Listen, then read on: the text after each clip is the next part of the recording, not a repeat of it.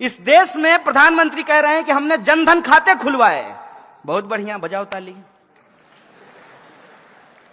और खाते जब खुलवाए तो 500 रुपया आपसे डलवाए। और देश का पॉपुलेशन प्रधानमंत्री हमेशा बोलते रहते हैं, क्या कहते हैं? 125 करोड़। अरे 125 करोड़ में से 50 करोड़ भी यदि खाता खुला तो 50 करोड़ गुना 500 रुपया कितना हुआ? जोड़ते रहिए, सुन्ना डालते रहिए। और एनपीए किसका माफ किया गया? किसका कर्जा माफ किया गया? किसान का। किसका माफ किया गया? अंबानी जी का। कितना कर्जा माफ हुआ है सोच के बताइए। उसका फिगर आपको पता है? आपको घर में जितना कमरा होगा सब में भी रखिएगा तब भी जो है बाहर रह जाएगा। 3,16,500 करोड़ रुपया कर्जा माफ किया गया है। और 3 लाख रुपया मोदी जी किससे मांग रहे हैं? आरबीआई से। और नहीं दिया तो पटेल जी को क्या बोले? Okay tata bye bye sayonara. 3 lakh crore. और 3 लाख करोड़ का एक और रहस्य तिलिस्म है, उसको भी समझ लीजिए। जब नोटबंदी की गई तब प्रधानमंत्री ने लाल किले से कहा, बेहतरीन झूठ बोलते हैं लेकिन सामने से देखिएगा ना आपका दिल कहेगा कि कुछ भी हो इस बंदे को तो झूठ बोलने के लिए ऑस्कर मिलना चाहिए। माइक पे खड़ा होकर के उन्होंने कहा कि नोटबंदी के बाद 3 लाख करोड़ रुपया काला धन वापस आया है। तो 3 लाख करोड़ अगर काला धन वापस आया है, लॉजिक लगाइएगा, हम मोदी जी का विरोध नहीं कर रहे हैं, अपना तर्क इस्तेमाल कीजिएगा। तो मेट्रो बनाने के लिए 1 लाख करोड़ जापान से कर्जा लेने की जरूरत है? सोचिए ना सर, सोचिए, समझ में आ जाएगा। अरे कोई जन्मजात मोदी विरोधी थोड़ी हम पैदा हुए थे, उनका विरोध करने में मजा थोड़ी आता है। It's bad job, it's not a good job. क्यों करना पड़ रहा है? इसलिए करना पड़ रहा है कि बाप दादे ने जो पेड़ लगाए थे उसका मजा हमने लिया।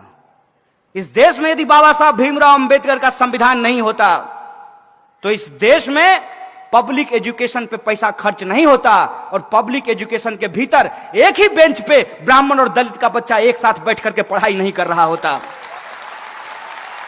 यह है संविधान की ताकत।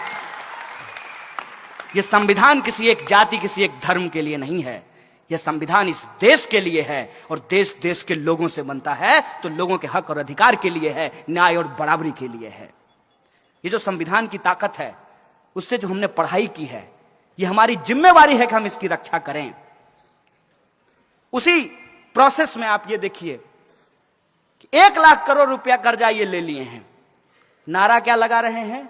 Made in India. वाह गुरुजी, कहते हैं मेड इन इंडिया। नागपुर में मेट्रो बन रहा है, कंपनी का नाम पढ़े हैं? कहां की कंपनी है? चाइना की है। आप सब लोग देशद्रोही हैं। कहां की कंपनी है? अभी आप सब लोग भी चाइना बोल रहे हैं। आप जी न्यूज क्यों नहीं देखते हैं? आप लोग जी न्यूज देखा कीजिए। यह है मेक इन इंडिया। क्या इस देश की किसी कंपनी के पास इतना स्किल नहीं था क्या? क्योंकि एक नारा है ना, स्किल इंडिया। तो क्या इस इंडिया में इतना स्किल नहीं था कि नागपुर का मेट्रो वो बना सके? नहीं था इनके हिसाब से। क्योंकि ये स्किल इंडिया नहीं है, इसका एस साइलेंट है, यह है एक्चुअली किल इंडिया।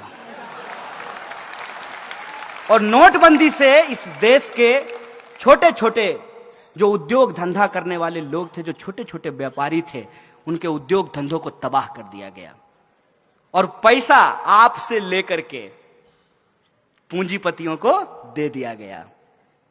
और जब आरबीआई ने कहा कि इससे ज्यादा नहीं कर सकते भाई, सितार के तार को इतना ही खींचिए जितना में सुर भी निकले, ऐसा ना हो कि टूट जाए। उर्जित पटेल कहा ओके बाय बाय।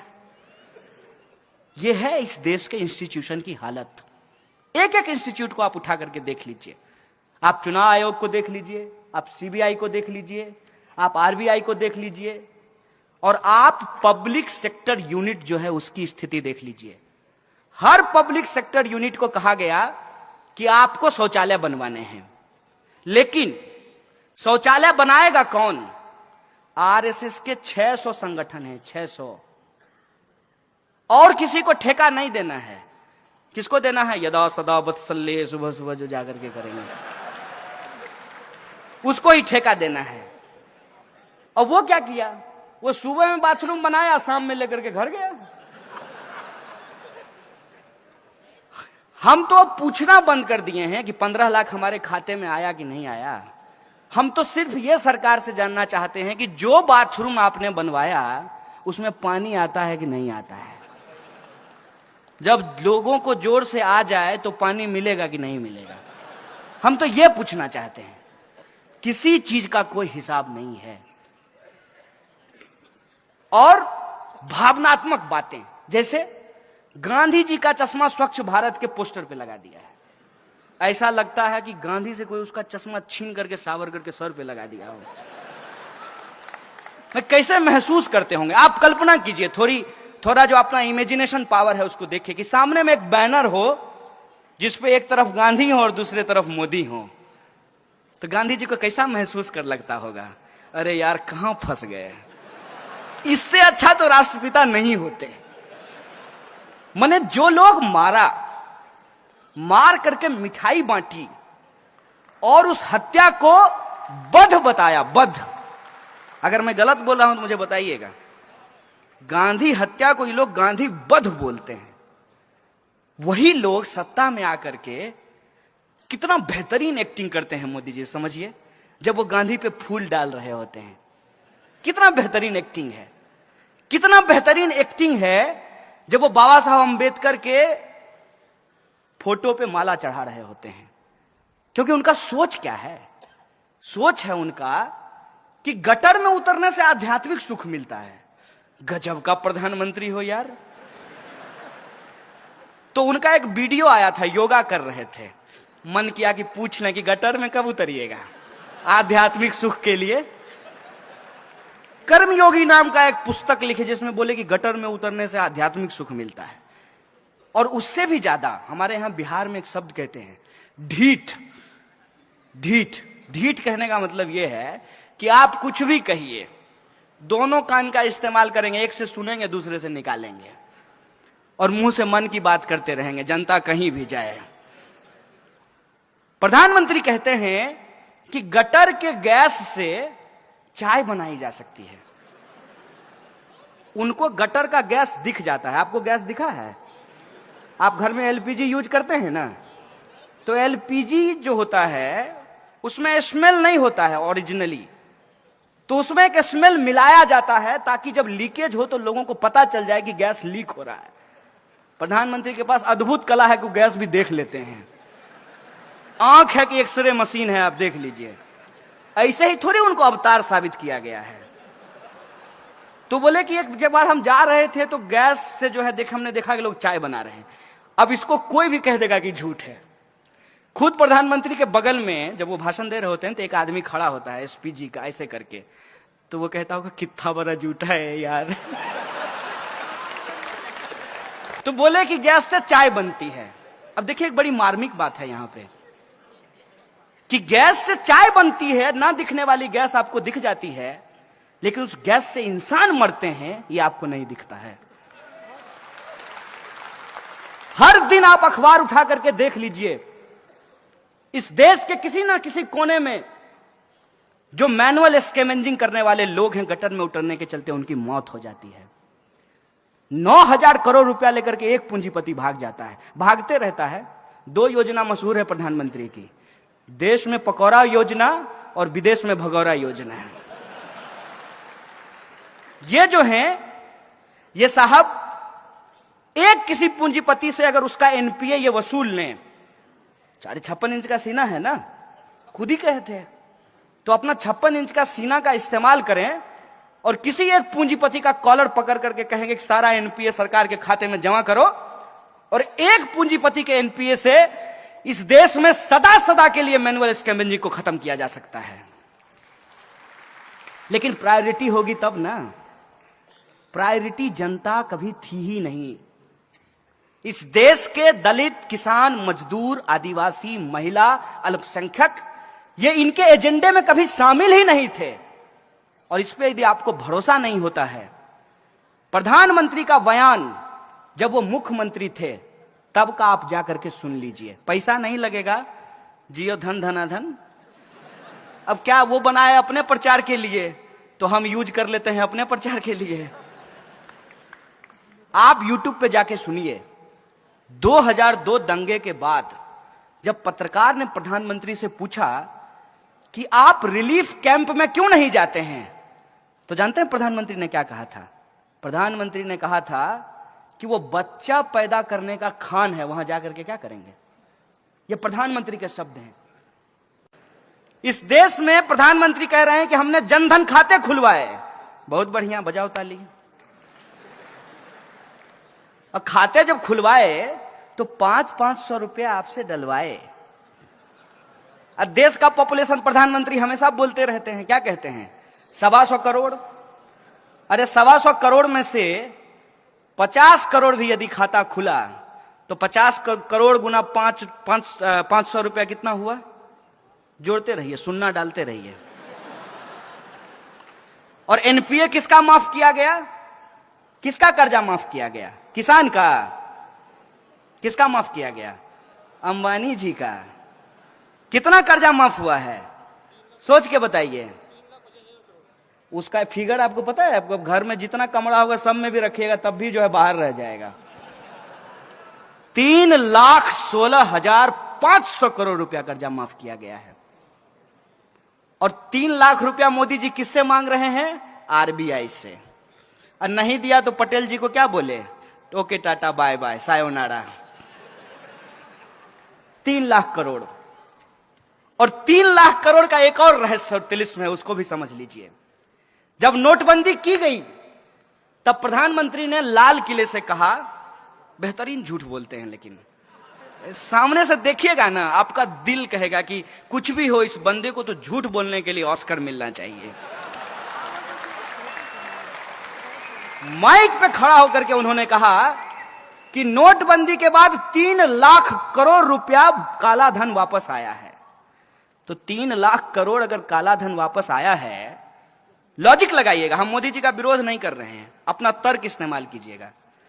तो मेट्रो बनाने के लिए 1 लाख करोड़ जापान से कर्जा लेने की जरूरत है? सोचिए ना सर, सोचिए, समझ में आ जाएगा। अरे कोई जन्मजात मोदी विरोधी थोड़ी हम पैदा हुए थे, उनका विरोध करने में मजा थोड़ी आता है। It's bad job, it's not a good job. क्यों करना पड़ रहा है? इसलिए करना पड़ रहा है कि बाप दादे ने जो पेड़ लगाए थे उसका मजा हमने लिया। इस देश में यदि बाबा साहब भीमराव अंबेडकर का संविधान नहीं होता तो इस देश में पब्लिक एजुकेशन पे पैसा खर्च नहीं होता, और पब्लिक एजुकेशन के भीतर एक ही बेंच पे ब्राह्मण और दलित का बच्चा एक साथ बैठ करके पढ़ाई नहीं कर रहा होता। यह है संविधान की ताकत। यह संविधान किसी एक जाति, किसी एक धर्म के लिए नहीं है। यह संविधान इस देश के लिए है, और देश देश के लोगों से बनता है तो लोगों के हक और अधिकार के लिए है, न्याय और बराबरी के लिए है। ये जो संविधान की ताकत है, उससे जो हमने पढ़ाई की है, ये हमारी जिम्मेवारी है कि हम इसकी रक्षा करें। उसी प्रोसेस में आप ये देखिए कि 1 लाख करोड़ रुपया कर्जा ये ले लिए हैं। नारा क्या लगा रहे हैं? Made in India. वाह गुरुजी, कहते हैं मेड इन इंडिया। नागपुर में मेट्रो बन रहा है, कंपनी का नाम पढ़े हैं? कहां की कंपनी है? चाइना की है। आप सब लोग देशद्रोही हैं। कहां की कंपनी है? अभी आप सब लोग भी चाइना बोल रहे हैं। आप जी न्यूज क्यों नहीं देखते हैं? आप लोग जी न्यूज देखा कीजिए। यह है मेक इन इंडिया।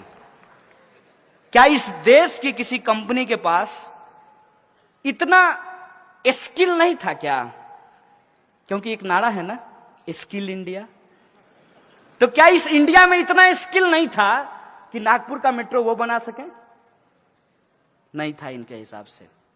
क्योंकि ये स्किल इंडिया नहीं है, इसका एस साइलेंट है, यह है एक्चुअली किल इंडिया। और नोटबंदी से इस देश के छोटे छोटे जो उद्योग धंधा करने वाले लोग थे, जो छोटे छोटे व्यापारी थे, उनके उद्योग धंधों को तबाह कर दिया गया और पैसा आपसे लेकर के पूंजीपतियों को दे दिया गया। और जब आरबीआई ने कहा कि इससे ज्यादा नहीं कर सकते भाई, सितार के तार को इतना ही खींचिए जितना में सुर भी निकले, ऐसा ना हो कि टूट जाए। उर्जित पटेल कहा ओके बाय बाय। यह है इस देश के इंस्टीट्यूशन की हालत। एक एक इंस्टीट्यूट को आप उठा करके देख लीजिए, आप चुनाव आयोग को देख लीजिए, आप सीबीआई को देख लीजिए, आप आरबीआई को देख लीजिए, और आप पब्लिक सेक्टर यूनिट जो है उसकी स्थिति देख लीजिए। हर पब्लिक सेक्टर यूनिट को कहा गया कि आपको शौचालय बनवाने हैं, लेकिन शौचालय बनाएगा कौन? आरएसएस के 600 संगठन हैं, 600, और किसी को ठेका नहीं देना है। किसको देना है? यदा सदा वत्सल्य, सुबह सुबह जो जाकर के करेंगे उसको ही ठेका देना है। और वो क्या किया? वो सुबह में बाथरूम बनाया, शाम में लेकर के घर गया। हम तो अब पूछना बंद कर दिए हैं कि 15 लाख हमारे खाते में आया कि नहीं आया। हम तो सिर्फ ये सरकार से जानना चाहते हैं कि जो बाथरूम आपने बनवाया उसमें पानी आता है कि नहीं आता है। जब लोगों को जोर से आ जाए तो पानी मिलेगा कि नहीं मिलेगा, हम तो ये पूछना चाहते हैं। किसी चीज का कोई हिसाब नहीं है। और भावनात्मक बातें, जैसे गांधी जी का चश्मा स्वच्छ भारत के पोस्टर पे लगा दिया है। ऐसा लगता है कि गांधी से कोई उसका चश्मा छीन करके सावरकर के सर पे लगा दिया हो। मैं कैसे महसूस करते होंगे आप कल्पना कीजिए। थोड़ा जो अपना इमेजिनेशन पावर है उसको देखिए कि सामने में एक बैनर हो जिसपे एक तरफ गांधी हो और दूसरे तरफ मोदी हो, तो गांधी जी को कैसा महसूस कर लगता होगा? अरे यार कहां फंस गए, इससे अच्छा तो राष्ट्रपिता नहीं होते। मने जो लोग मार करके मिठाई बांटी और उस हत्या को बध बताया, बध। अगर मैं गलत बोल रहा हूं तो मुझे बताइएगा। गांधी हत्या को ये लोग गांधी बध बोलते हैं। वही लोग सत्ता में आकर के कितना बेहतरीन एक्टिंग करते हैं मोदी जी, समझिए। जब वो गांधी पे फूल डाल रहे होते हैं, कितना बेहतरीन एक्टिंग है। कितना बेहतरीन एक्टिंग है जब वो बाबा साहब अंबेडकर के फोटो पे माला चढ़ा रहे होते हैं। क्योंकि उनका सोच क्या है? सोच है उनका कि गटर में उतरने से आध्यात्मिक सुख मिलता है। गजब का प्रधानमंत्री हो यार। तो उनका एक वीडियो आया था, योगा कर रहे थे। मन किया कि पूछ लें कि गटर में कब उतरिएगा आध्यात्मिक सुख के लिए। कर्मयोगी नाम का एक पुस्तक लिखे जिसमें बोले कि गटर में उतरने से आध्यात्मिक सुख मिलता है। और उससे भी ज्यादा हमारे यहां बिहार में एक शब्द कहते हैं, ढीठ। ढीठ ढीठ कहने का मतलब यह है कि आप कुछ भी कहिए, दोनों कान का इस्तेमाल करेंगे, एक से सुनेंगे दूसरे से निकालेंगे और मुंह से मन की बात करते रहेंगे, जनता कहीं भी जाए। प्रधानमंत्री कहते हैं कि गटर के गैस से चाय बनाई जा सकती है। उनको गटर का गैस दिख जाता है। आपको गैस दिखा है? आप घर में एलपीजी यूज करते हैं ना, तो एलपीजी जो होता है उसमें स्मेल नहीं होता है ओरिजिनली, तो उसमें एक स्मेल मिलाया जाता है ताकि जब लीकेज हो तो लोगों को पता चल जाए कि गैस लीक हो रहा है। प्रधानमंत्री के पास अद्भुत कला है कि गैस भी देख लेते हैं। आंख है कि एक्सरे मशीन है, आप देख लीजिए। ऐसे ही थोड़ी उनको अवतार साबित किया गया है। तो बोले कि एक बार हम जा रहे थे तो गैस से जो है हमने देखा कि लोग चाय बना रहे हैं। अब इसको कोई भी कह देगा कि झूठ है। खुद प्रधानमंत्री के बगल में जब वो भाषण दे रहे होते हैं तो एक आदमी खड़ा होता है एसपीजी का, ऐसे करके, तो वो कहता होगा कितना बड़ा झूठा है यार। तो बोले कि गैस से चाय बनती है।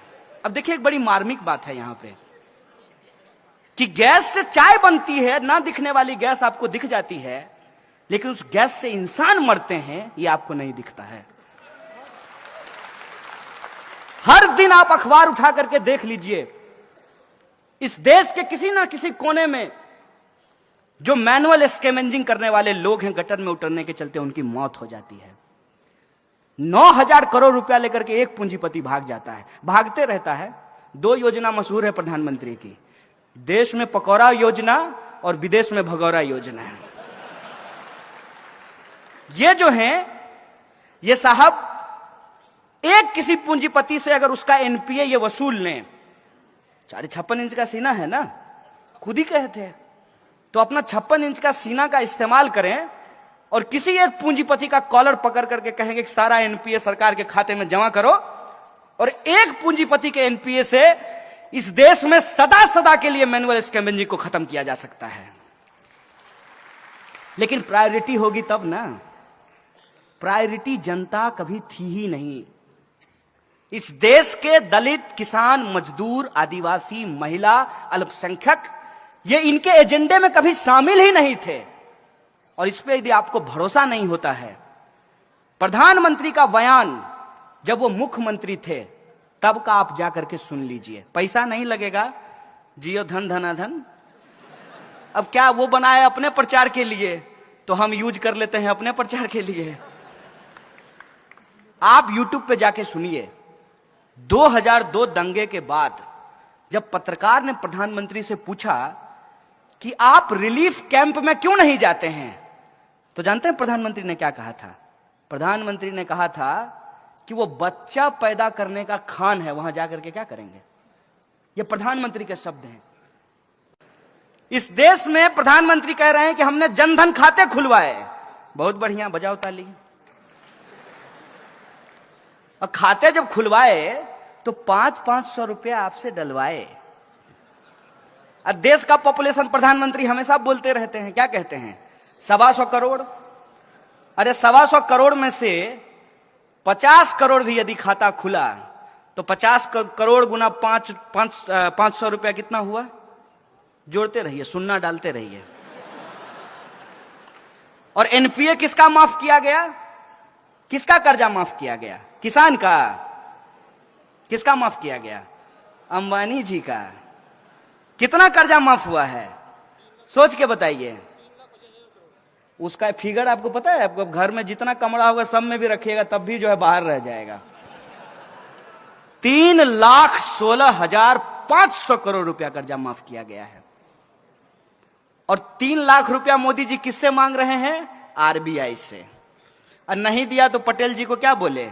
Okay tata bye bye sayonara. 3 lakh crore. और 3 लाख करोड़ का एक और रहस्य और तिलिस्म है, उसको भी समझ लीजिए। जब नोटबंदी की गई तब प्रधानमंत्री ने लाल किले से कहा, बेहतरीन झूठ बोलते हैं लेकिन सामने से देखिएगा ना, आपका दिल कहेगा कि कुछ भी हो, इस बंदे को तो झूठ बोलने के लिए ऑस्कर मिलना चाहिए। माइक पे खड़ा होकर के उन्होंने कहा कि नोटबंदी के बाद 3 लाख करोड़ रुपया काला धन वापस आया है। तो 3 लाख करोड़ अगर काला धन वापस आया है, लॉजिक लगाइएगा, हम मोदी जी का विरोध नहीं कर रहे हैं, अपना तर्क इस्तेमाल कीजिएगा। तो मेट्रो बनाने के लिए 1 लाख करोड़ जापान से कर्जा लेने की जरूरत है? सोचिए ना सर, सोचिए, समझ में आ जाएगा। अरे कोई जन्मजात मोदी विरोधी थोड़ी हम पैदा हुए थे, उनका विरोध करने में मजा थोड़ी आता है। It's bad job, it's not a good job. क्यों करना पड़ रहा है? इसलिए करना पड़ रहा है कि बाप दादे ने जो पेड़ लगाए थे उसका मजा हमने लिया। इस देश में यदि बाबा साहब भीमराव अंबेडकर का संविधान नहीं होता तो इस देश में पब्लिक एजुकेशन पे पैसा खर्च नहीं होता, और पब्लिक एजुकेशन के भीतर एक ही बेंच पे ब्राह्मण और दलित का बच्चा एक साथ बैठ करके पढ़ाई नहीं कर रहा होता।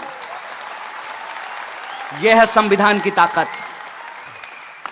यह संविधान किसी एक जाति, किसी एक धर्म के लिए नहीं है, यह संविधान इस देश के लिए है, और देश देश के लोगों से बनता है तो लोगों के हक और अधिकार के लिए है, न्याय और बराबरी के लिए है। ये जो संविधान की ताकत है, उससे जो हमने पढ़ाई की है, ये हमारी जिम्मेवारी है कि हम इसकी रक्षा करें। उसी प्रोसेस में आप ये देखिए कि 1 लाख करोड़ रुपया कर्जा ये ले लिए हैं। नारा क्या लगा रहे हैं? Made in India. वाह गुरुजी, कहते हैं मेड इन इंडिया। नागपुर में मेट्रो बन रहा है, कंपनी का नाम पढ़े हैं? कहां की कंपनी है? चाइना की है। आप सब लोग देशद्रोही हैं। कहां की कंपनी है? अभी आप सब लोग भी चाइना बोल रहे हैं। आप जी न्यूज क्यों नहीं देखते हैं? आप लोग जी न्यूज देखा कीजिए। यह है मेक इन इंडिया। क्या इस देश की किसी कंपनी के पास इतना स्किल नहीं था क्या? क्योंकि एक नारा है ना, स्किल इंडिया। तो क्या इस इंडिया में इतना स्किल नहीं था कि नागपुर का मेट्रो वो बना सके? नहीं था इनके हिसाब से। क्योंकि ये स्किल इंडिया नहीं है, इसका एस साइलेंट है, यह है एक्चुअली किल इंडिया। और नोटबंदी से इस देश के छोटे छोटे जो उद्योग धंधा करने वाले लोग थे, जो छोटे छोटे व्यापारी थे, उनके उद्योग धंधों को तबाह कर दिया गया और पैसा आपसे लेकर के पूंजीपतियों को दे दिया गया। और जब आरबीआई ने कहा कि इससे ज्यादा नहीं कर सकते भाई, सितार के तार को इतना ही खींचिए जितना में सुर भी निकले, ऐसा ना हो कि टूट जाए। उर्जित पटेल कहा ओके बाय बाय। यह है इस देश के इंस्टीट्यूशन की हालत। एक एक इंस्टीट्यूट को आप उठा करके देख लीजिए। आप चुनाव आयोग को देख लीजिए, आप सीबीआई को देख लीजिए, आप आरबीआई को देख लीजिए, और आप पब्लिक सेक्टर यूनिट जो है उसकी स्थिति देख लीजिए। हर पब्लिक सेक्टर यूनिट को कहा गया कि आपको शौचालय बनवाने हैं, लेकिन शौचालय बनाएगा कौन? आरएसएस के 600 संगठन हैं, 600। और किसी को ठेका नहीं देना है। किसको देना है? यदा सदा वत्सल्य, सुबह सुबह जो जाकर के करेंगे उसको ही ठेका देना है। और वो क्या किया? वो सुबह में बाथरूम बनाया, शाम में लेकर के घर गया। हम तो पूछना बंद कर दिए हैं कि 15 लाख हमारे खाते में आया कि नहीं आया। हम तो सिर्फ ये सरकार से जानना चाहते हैं कि जो बाथरूम आपने बनवाया उसमें पानी आता है कि नहीं आता है। जब लोगों को जोर से आ जाए तो पानी मिलेगा कि नहीं मिलेगा, हम तो ये पूछना चाहते हैं। किसी चीज का कोई हिसाब नहीं है। और भावनात्मक बातें, जैसे गांधी जी का चश्मा स्वच्छ भारत के पोस्टर पे लगा दिया है। ऐसा लगता है कि गांधी से कोई उसका चश्मा छीन करके सावरकर के सर पे लगा दिया हो। मैं कैसे महसूस करते होंगे आप कल्पना कीजिए। थोड़ा जो अपना इमेजिनेशन पावर है उसको देखिए कि सामने में एक बैनर हो जिसपे एक तरफ गांधी हो और दूसरे तरफ मोदी हो, तो गांधी जी को कैसा महसूस कर लगता होगा? अरे यार कहां फंस गए। इससे अच्छा तो राष्ट्रपिता नहीं होते। माने जो लोग मार करके मिठाई बांटी और उस हत्या को बध बताया, बध। अगर मैं गलत बोल रहा हूं तो मुझे बताइएगा। गांधी हत्या को ये लोग गांधी बध बोलते हैं। वही लोग सत्ता में आकर के कितना बेहतरीन एक्टिंग करते हैं मोदी जी, समझिए। जब वो गांधी पे फूल डाल रहे होते हैं, कितना बेहतरीन एक्टिंग है। कितना बेहतरीन एक्टिंग है जब वो बाबा साहब अंबेडकर के फोटो पे माला चढ़ा रहे होते हैं। क्योंकि उनका सोच क्या है? सोच है उनका कि गटर में उतरने से आध्यात्मिक सुख मिलता है। गजब का प्रधानमंत्री हो यार। तो उनका एक वीडियो आया था, योगा कर रहे थे। मन किया कि पूछ लें कि गटर में कब उतरिएगा आध्यात्मिक सुख के लिए। कर्मयोगी नाम का एक पुस्तक लिखे जिसमें बोले कि गटर में उतरने से आध्यात्मिक सुख मिलता है। और उससे भी ज्यादा हमारे यहां बिहार में एक शब्द कहते हैं, ढीठ। ढीठ ढीठ कहने का मतलब यह है कि आप कुछ भी कहिए, दोनों कान का इस्तेमाल करेंगे, एक से सुनेंगे दूसरे से निकालेंगे और मुंह से मन की बात करते रहेंगे, जनता कहीं भी जाए। प्रधानमंत्री कहते हैं कि गटर के गैस से चाय बनाई जा सकती है। उनको गटर का गैस दिख जाता है। आपको गैस दिखा है? आप घर में एलपीजी यूज करते हैं ना, तो एलपीजी जो होता है उसमें स्मेल नहीं होता है ओरिजिनली। तो उसमें एक स्मेल मिलाया जाता है ताकि जब लीकेज हो तो लोगों को पता चल जाए कि गैस लीक हो रहा है।